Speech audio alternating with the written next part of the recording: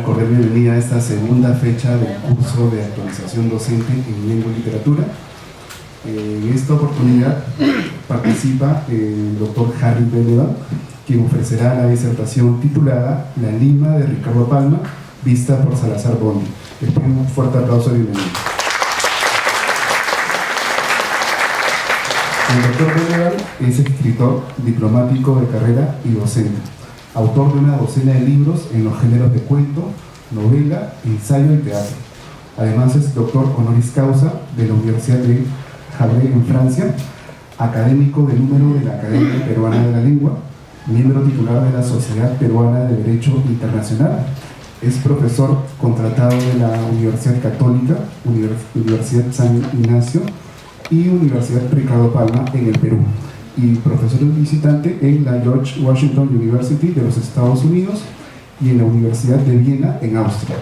Es importante mencionar que ha sido embajador del Perú en Francia, Portugal, Bolivia, Eslovenia, Austria, Mónaco y Eslovaquia, y ante la UNESCO y las Naciones Unidas. Actualmente se desempeña como director del Instituto Raúl Porras Barrenechea, Centro de Investigaciones Histórico-Literarias de la Universidad Nacional Mayor de San Marcos. Dejo con ustedes al doctor Harry Bellevan O'Brien.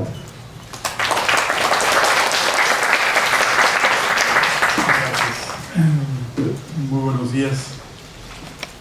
Me enteré hace algunos días que ustedes son, los concurrentes son profesores de colegios, profesores de establecimientos docentes de primaria, de secundaria, lengua y literatura. Y eso para mí es sumamente estimulante. Es sumamente estimulante en la medida en que, como acaban ustedes de escuchar, yo soy, hasta cuando el rector de San Marcos decida, soy director de un centro de investigaciones histórico-literarias de la Universidad de San Marcos, llamado el Instituto Raúl Porras Barrenechea.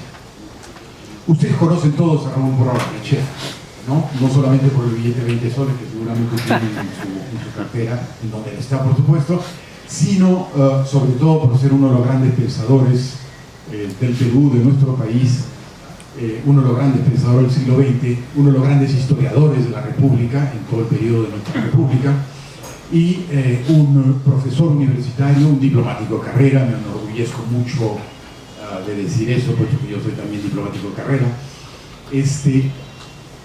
Y una vez, cuento todo esto porque una vez le preguntaron a Raúl Porras Barrenechea, que fue, como ustedes seguramente también lo recordarán, fue senador, fue presidente del Senado, fue canciller de la República, fue embajador del Perú en España y en otros lugares, tuvo muchos cargos, fue candidato al rectorado de San Marcos, y una vez le preguntaron, ¿y cuál es la actividad que más le ha gustado? La actividad que usted ha desarrollado y que más le ha gustado. Y él dijo, a bocajarro respondió, dijo, el haber sido profesor en colegios. Profesor, como él fue en el colegio Antonio Raimondi, que aún existe, y el Deutsche Schule, colegio alemán, que entonces se llamaba Deutsche Schule y que era el colegio alemán donde él enseñó.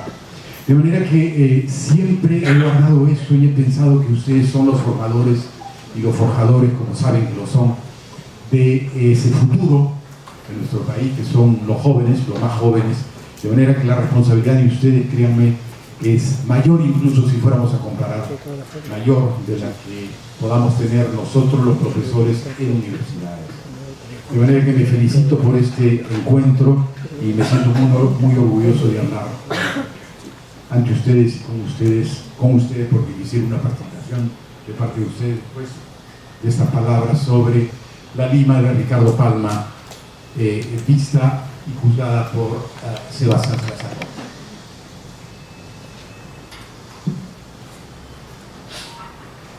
Lo primero que debo decir, de aclarar en realidad, es que esta charla que les voy a ofrecer es parte de un trabajo en curso de mucho mayor aliento, con el que deseo abordar la relación conflictual de los autores emblemáticos de la denominada generación del 50 con la ciudad capital, con Lima.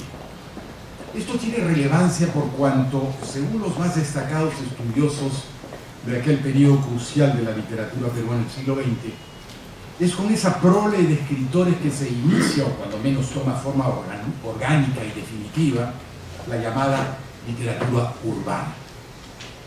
Lo que pretendo es que sus múltiples aproximaciones con ese trabajo, y lo que voy a desarrollar 4 trabajos más respecto a la generación del 50 y la relación con la capital, con Lima, es que estas múltiples aproximaciones que tienen esos autores sean cotejadas con la visión de Lima que encontramos en las tradiciones peruanas de Ricardo Palma. La literatura de la ciudad o literatura urbana es la que por primera vez aborda frontalmente con crudo realismo y agudeza crítica las deambulaciones del peruano vulnerable en la gran urbe nacional, es algo Lima, y en algunos casos en las ciudades más pobladas de provincias, que por lo mismo se convierten en el tránsito natural de lo rural a lo urbano, es decir, del campo a la ciudad. La generación del 50 o G50, como en adelante he de referirme indistintamente a esa generación, retrata y explota esa mutación humana que ha de implicar desgarramientos emocionales en el nuevo habitante andino, en el nuevo habitante citadino. Tales transformaciones van a ir creando a su vez determinados enfrentamientos sociales tanto somáticos como psicológicos. Estos rencores comenzarán a forjar una nueva tipología del ser peruano, y cuando digo ser peruano, y no solo una nueva tipología del ser aldeano, porque hay en todo el proceso sociohistórico contemporáneo una influencia recíproca de las idiosincrasias limeña y provinciana y limeña. Estos rencores, comenzarán a forjar una nueva tipología del ser peruano derivada de la segregación del limeño de pura cepa, como se pavone el capitalismo acriollado, el capitalino acriollado, hacia el provinciano rústico, por decirlo didácticamente, y de la consiguiente aversión de ese provinciano hacia aquel y su ciudad, aldeano antropológicamente distinto al que habrá sido reflejado hasta entonces en nuestra literatura. Se trata de un individuo que vive una otredad. ¿Entienden ustedes? Todos entendemos lo que significa filosóficamente otredad. Vive una otredad desfasada respecto de terceros, pero por primera vez desfasada respecto de sí mismo, pues es un sujeto metamorfoseado desde su pasado y transmutado a una condición de injerto, pues no llega a ser ni inserto ni integrado, sino a lo sumo un incrustado en la gran ciudad, con toda su carga traumática de desencanto dentro del nuevo tejido social en el que ha de desenvolverse Lima. Luego de una somera exposición de la visión múltiple sobre la capital por parte de los principales autores de la G50, he de cotejar esa visión caleidoscópica con la mirada igualmente fecunda de la Lima postcolonial que aportan las crónicas tradicionistas de Palma. Finalmente, el estudio recalará, no en esta oportunidad, sino más adelante, no tanto en una recapitulación abrasadora de la capital, sino más bien en la dinámica involutiva, que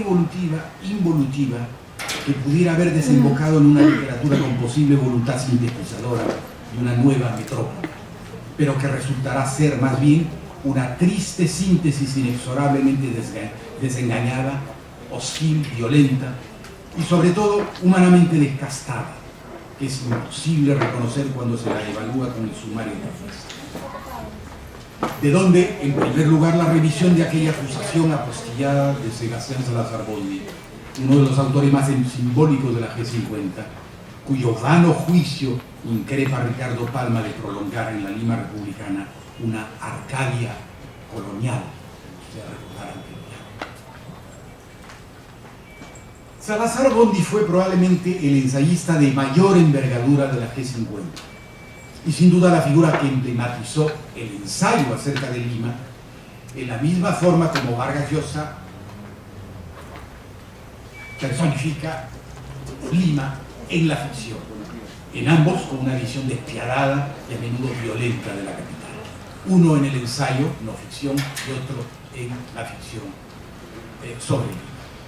Lima es, qué duda cabe, una fuente inagotable de inspiración para todas las artes y en todos los tiempos.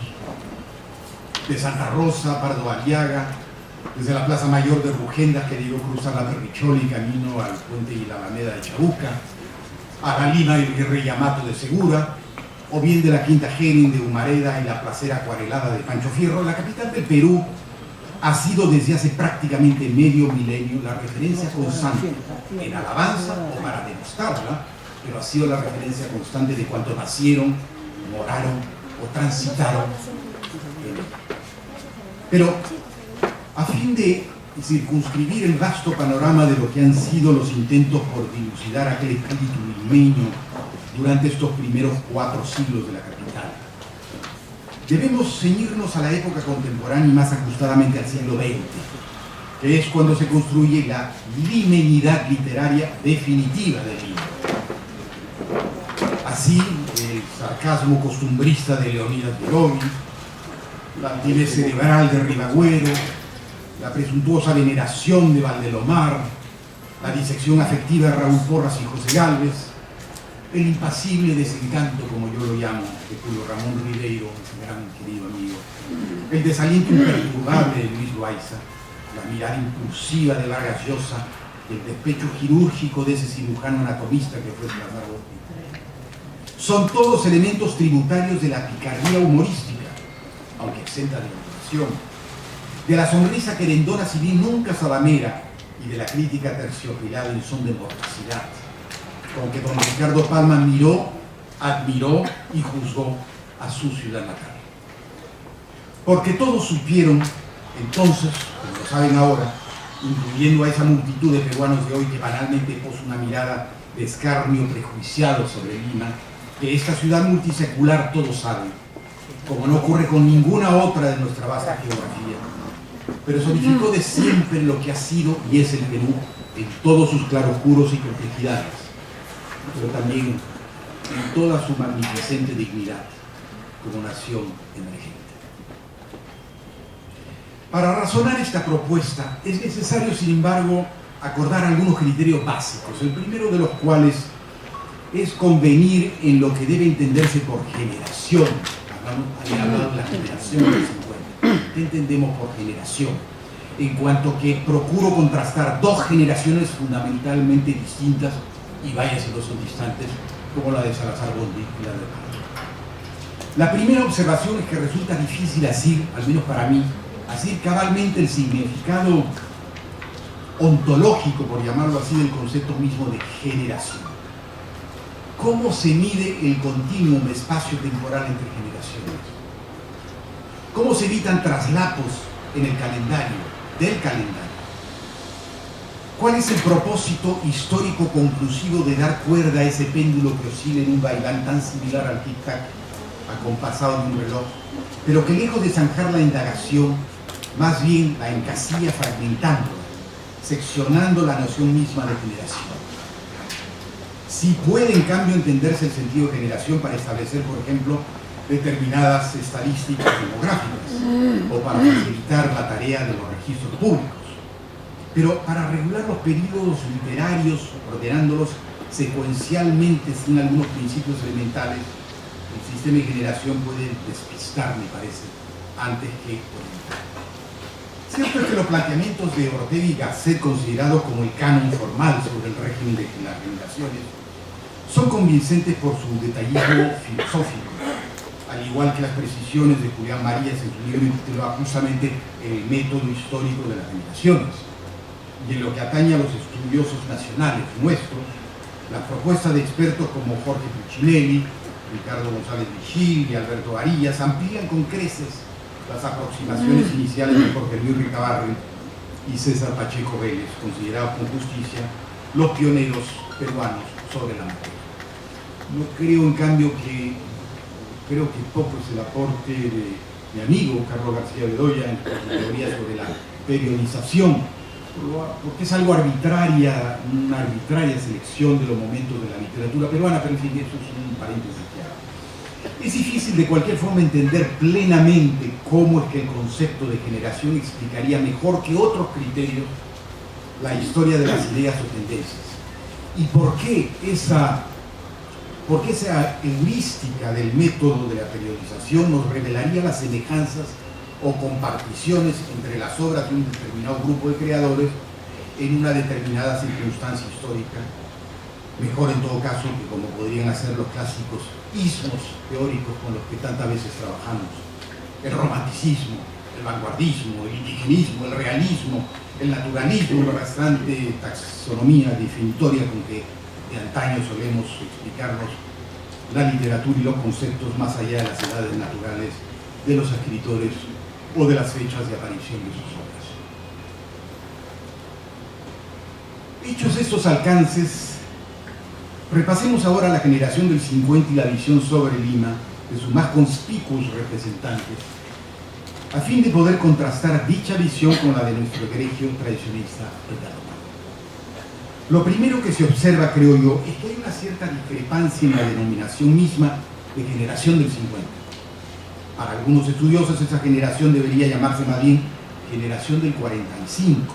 Puccinelli, por ejemplo, refiriéndose a la G50, señala que la integran los escritores nacidos después de la primera gran conflagración, o sea, después de 1918, que se dan a conocer con el retorno de la democracia en nuestro país a fines de 1939.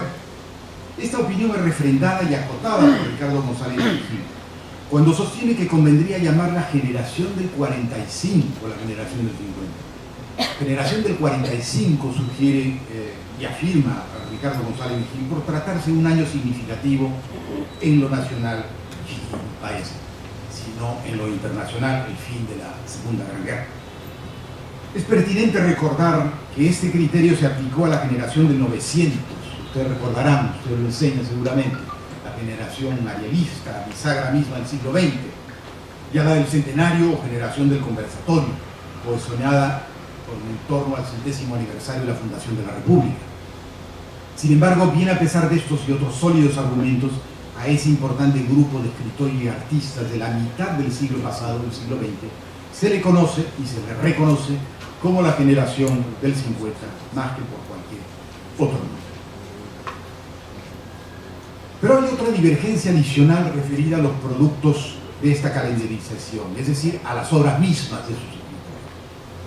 Para la mayoría de los estudiosos, la G50 es la fundadora de lo que se conoció como nueva narrativa, cuyo acierto principal será el llamado neorrealismo urbano, que llega a definir el cuento y la novela más allá del lenguaje regionalista de los indigenistas, entre comillas, al decir de Estuardo Núñez, a fin de retratar la lucha y la miseria, pero también las esperanzas y las ilusiones de esa amalgama humana de la que ha de nacer el Homo limensis contemporáneo. Esta aliación urbana representa un nuevo sujeto social, tal como se ha dicho, fruto primero de la marginación resultante de su inserción y paulatinamente de su incrustación en el entorno citadino. Esta suerte de inclusión excluyente, discúlpenme jugar con dos palabras opuestas una de la otra, pero es que es una inclusión pero a la vez excluyente, es el paso inmediato previo a la formación de la pequeña burguesía y de la clase media limeña, el mestizaje en todas las vertientes imaginables de la palabra. En cuanto que ellas comparten determinadas afinidades sociales y económicas, así como ciertos preceptos culturales que habrán de funcionar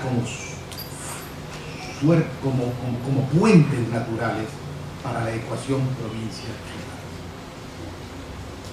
Podría decirse entonces que la aparición del neorrealismo urbano con la narrativa de los integrantes de la generación del 50 marca el inicio del protagonismo literario de esos estratos socialmente marginales que sobreviven día a día en las ciudades y fundamentalmente en la urbe limeña.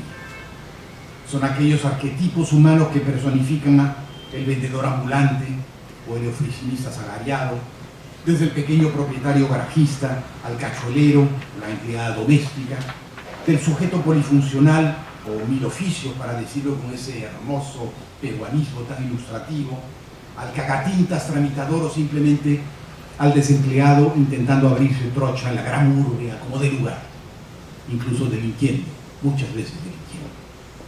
La aludida divergencia con vientos de polémica, por cierto, por más que se simplifique en esta forma esquemática, la aludida divergencia estriba en el cuestionamiento a esta aproximación por parte de quien, como Miguel Gutiérrez, fue tal vez el que más pretendió analizar desde la vereda exclusivamente política, a través del grupo literario Narración, que acabo de mencionarlo, por eso lo mencioné, el aporte artístico de los escritores de la G50. Efectivamente, en su libro intitulado frontalmente La generación del 50, un mundo dividido, historia y balance, tal es el nombre de su libro, el reconocido autor del Viejo Saurio se retira, si bien sostuvo por un lado que, y lo cito, con la determinación de las generaciones se puede asir del flujo incesante del tiempo y estudiar un momento de la conciencia social de un país.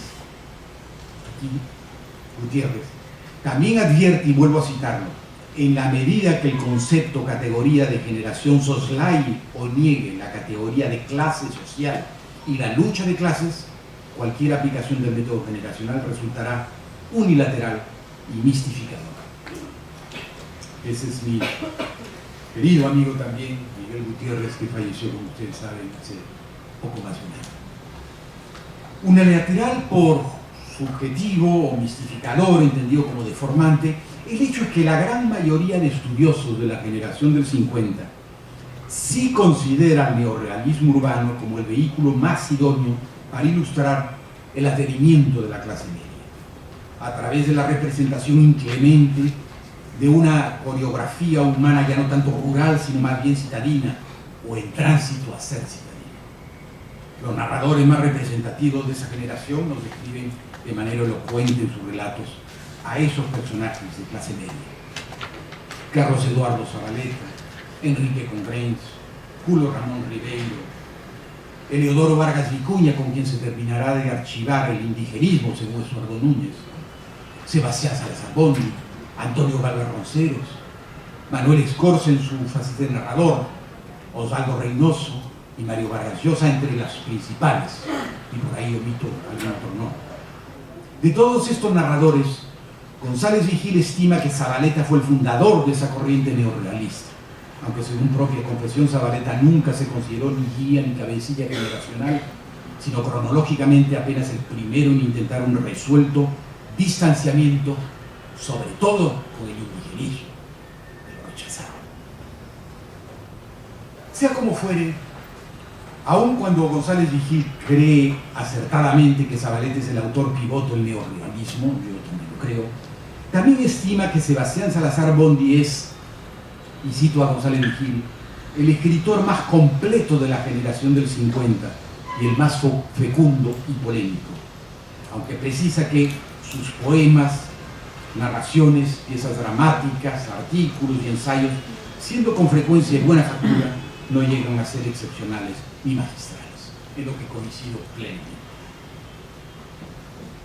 No obstante, hay un libro de Salazar que destaca indudablemente dentro de la narrativa ensayística de la generación del 50, aunque aparezca en los años 60, en el 64 para ser más exacto.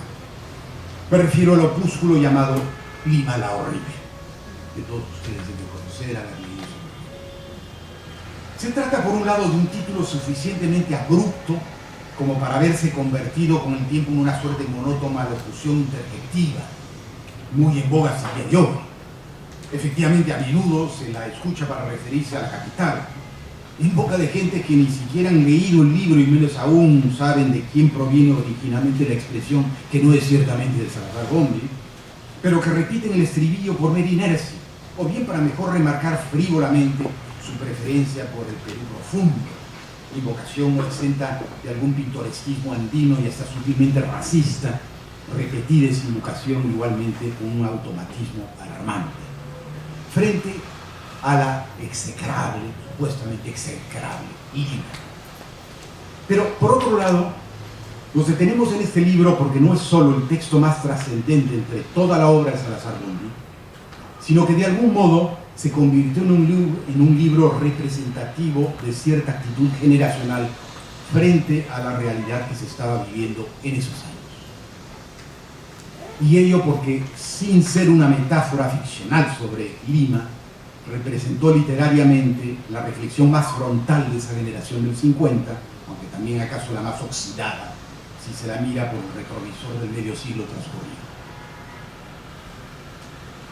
Si la premisa es válida, Se está reforzando entonces la propuesta según la cual hablar de lo urbano es referirnos fundamentalmente a Lima, pues la capital encarna en simultáneo, al mismo tiempo quiero decir, a partir precisamente de los años 50, el explosivo conglomerado de la esperanza y de la frustración ciudadanas.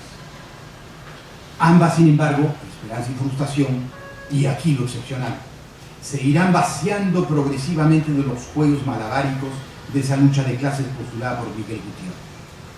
La esperanza en que la migración hacia Lima servirá para encontrar trabajo y una vida mejor, como alguna vez lo dijo Miguel, se disuelve la frustración con la desengañada obscenidad cotidiana a la cual, a pesar de todo y contra todo, se acomoda a conciencia el provinciano dentro de la gran ciudad.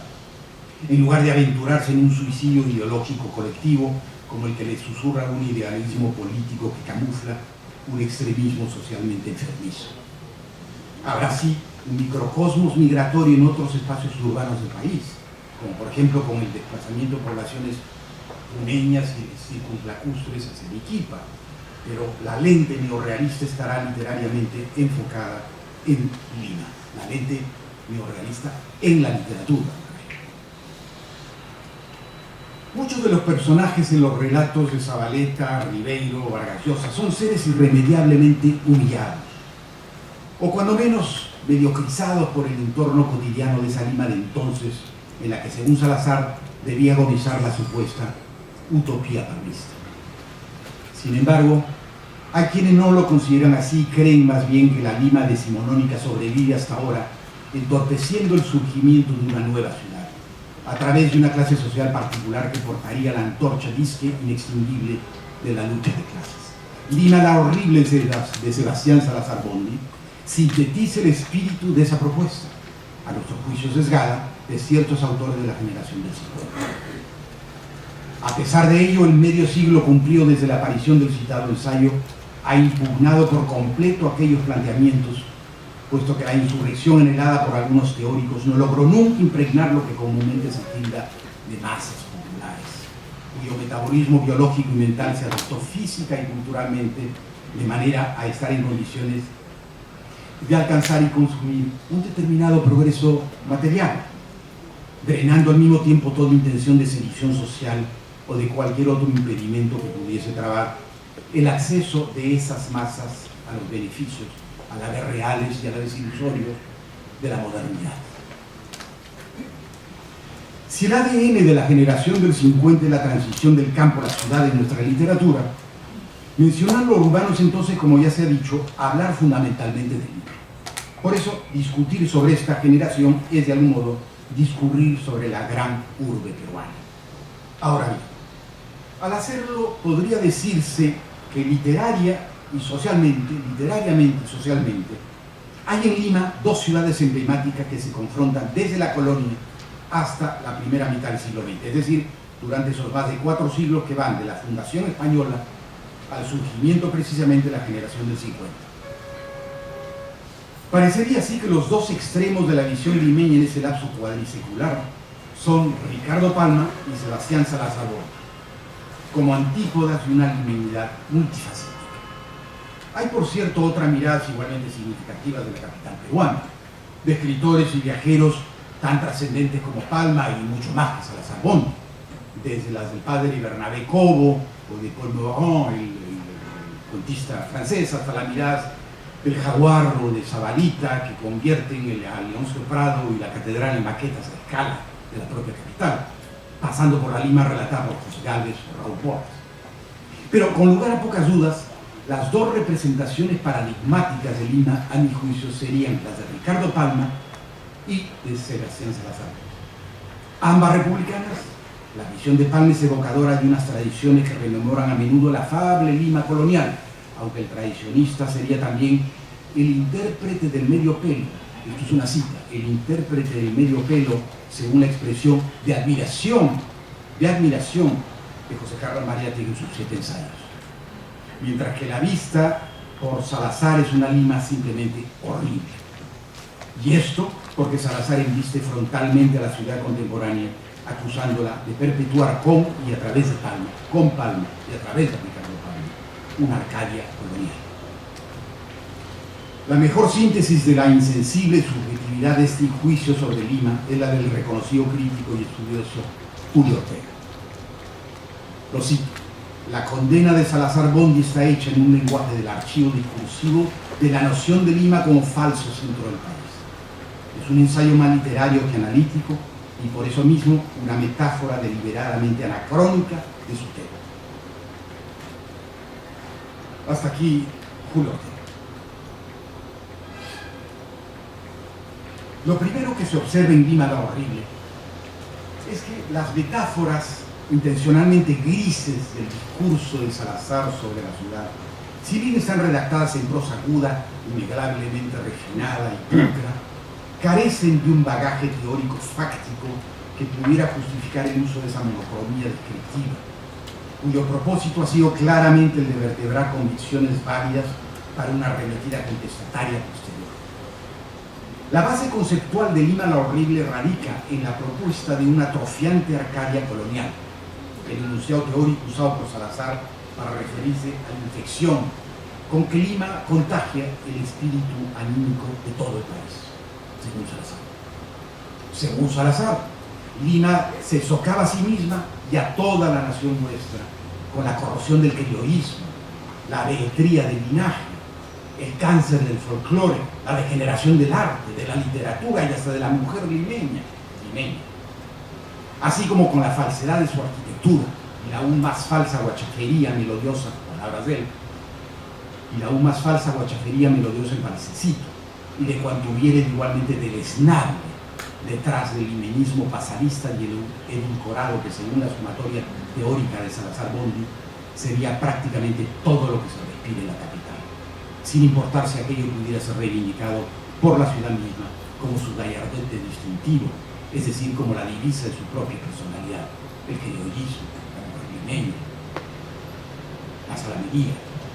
Para sustentar estos cuestionamientos, quisiera recoger algunos propósitos dispersos a lo largo de las páginas de esa monografía que se llama Lima la Horrible.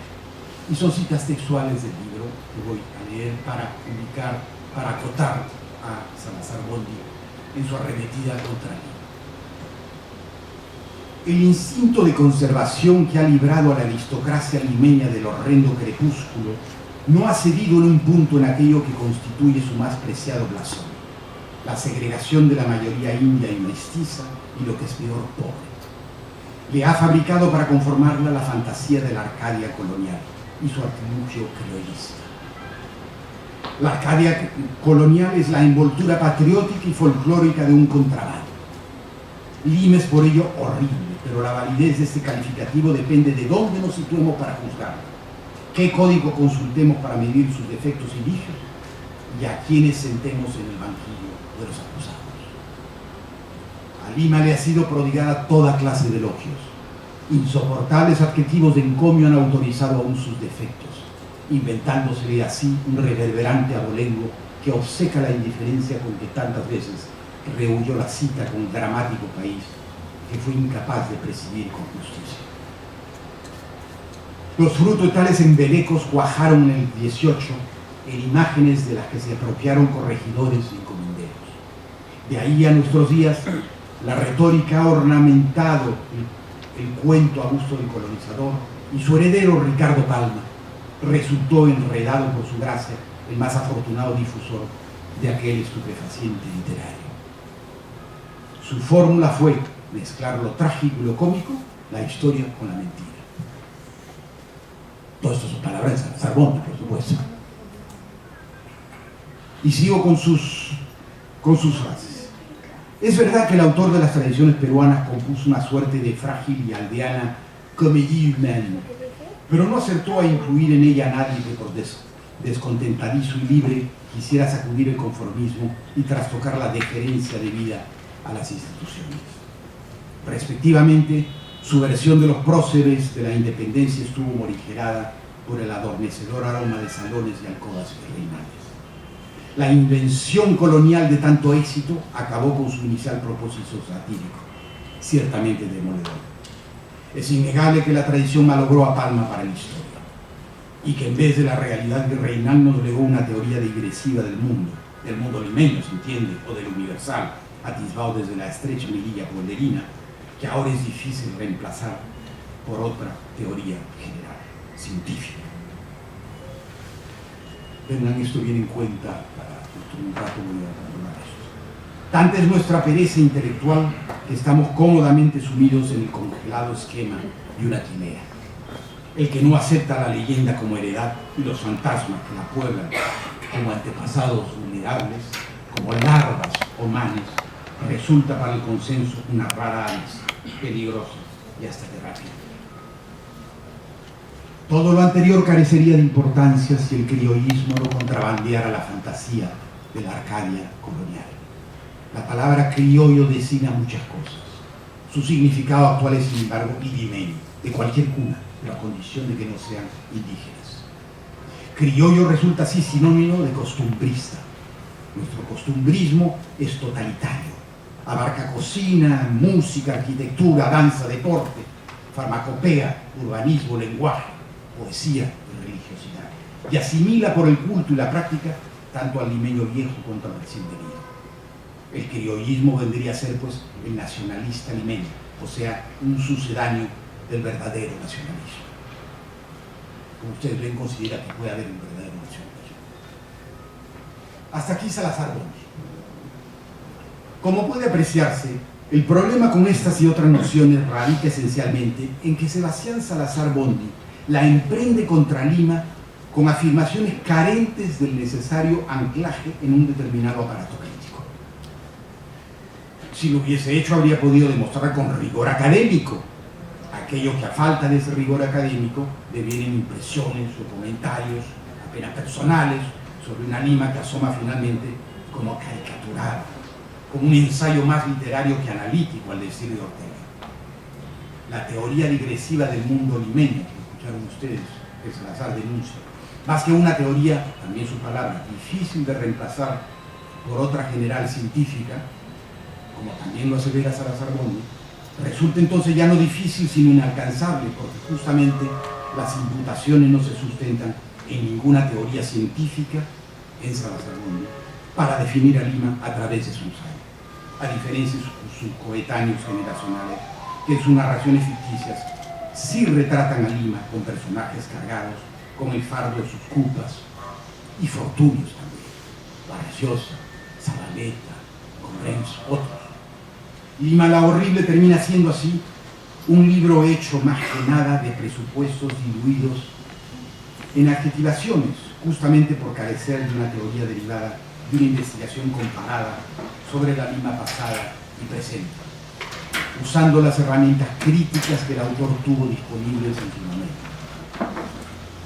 Tales utensilios críticos le habrían sido fundamentales para analizar de manera multidisciplinar el encofrado de esa híbrida social limeña, simultáneamente sórdida y gentil, agraciada y amargada. Una Lima bigarrada de un pasado cortesano y un presente que desde entonces ya era chicha, aun cuando la connotación adjetival se acuñaría muy posteriormente. La aplicación de tales investigaciones a las que el autor debiera haber sumado legítimas hipótesis propias hubiera resultado provechosa, si, como lo pretendió Salazar Bondi, la intención de su contrapunteo crítico era deconstruir analíticamente las estructuras de la supuesta Arcadia colonial de la que acusa a Palma, pero no lo hace. No habiéndolo conseguido, el resultado juzgado desde el presente me parece que es desolador.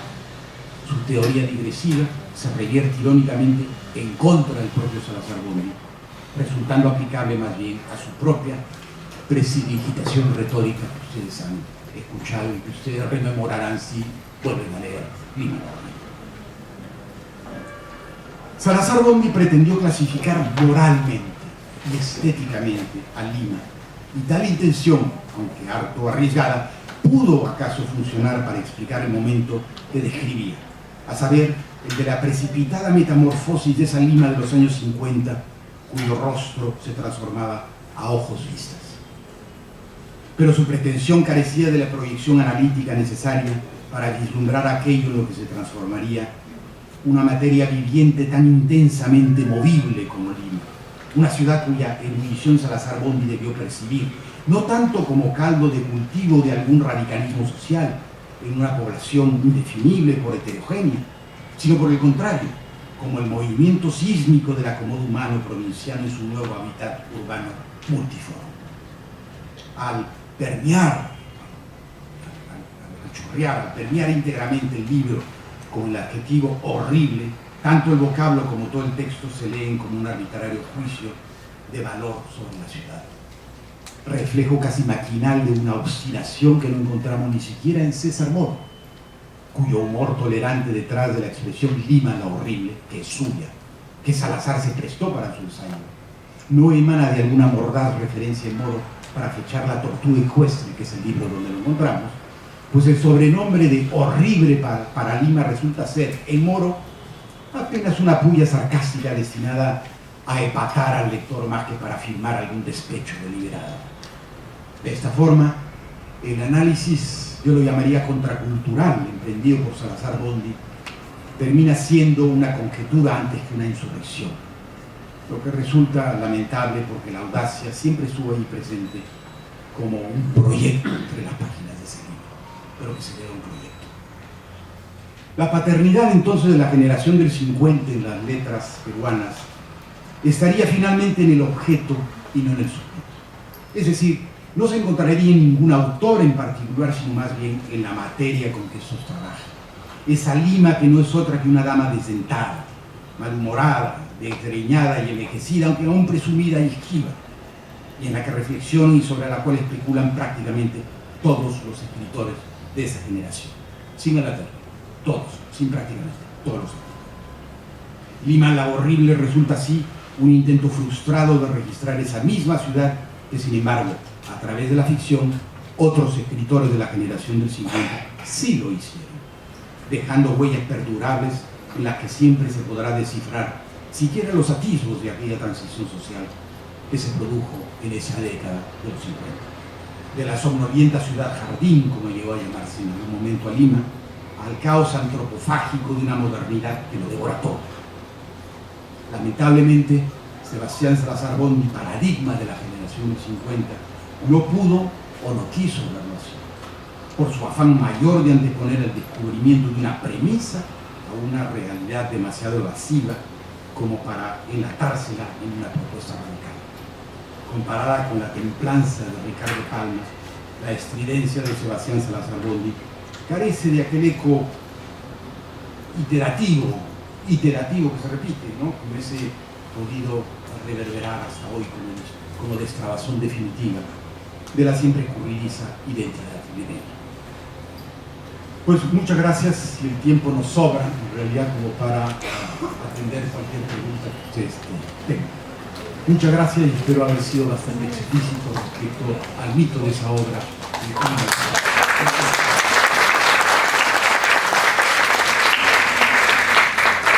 Si tienen preguntas, por favor.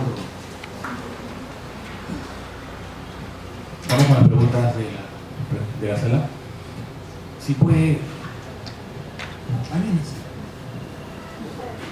Aquí tienen, si desea, ¿no?